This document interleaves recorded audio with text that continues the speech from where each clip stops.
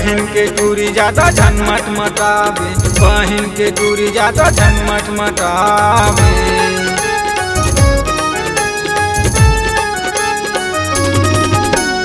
दुर्ग शहर ले मुरबर कंगना ले आवे, पहिन के चूड़ी ज्यादा झनी तेरा बे, पहिन के चूड़ी ज्यादा झनी तेरा बे। खोपा के गजरा तेलावे मुरबरगा, आँखी के गजरा तेलावे मुरबरगा।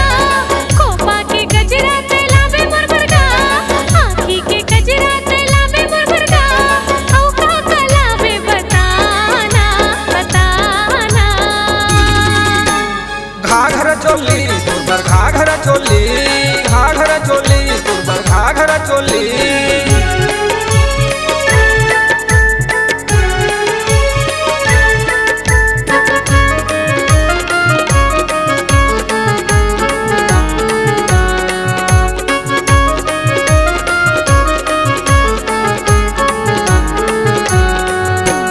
पाँव के पैजनिया मुरना के नथनिया, सज धज के तैझन निकलबे मझनिया, सज धज के तैझन निकलबे मझनिया।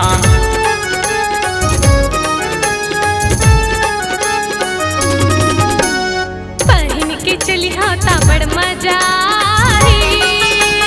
देखता के चलबे तू रामन मर जाही, देखता के चलबे तू रामन मर जाही। होठे के लाली तेलावे मुरबरगा, काने के बाली तेलावे मुरबरगा। होठे के लाली तेलावे मुरबरगा, काने के बाली तेलावे मुरबरगा। औ का कलावे बताना बताना। घाघरा चोली तुरबर घाघरा चोली, घाघरा चोली तुरबर घाघरा चोली।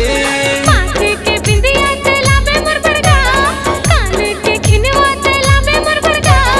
माथे के बिंदिया तेलावे मुरबरगा, काने के खिनवा तेलावे मुरबरगा। औ का कलावे बताना बताना। घाघरा चोली तुरबर घाघरा चोली, घाघरा चोली तुरबर घाघरा चोली, घाघरा चोली तुरबर घाघरा चोली।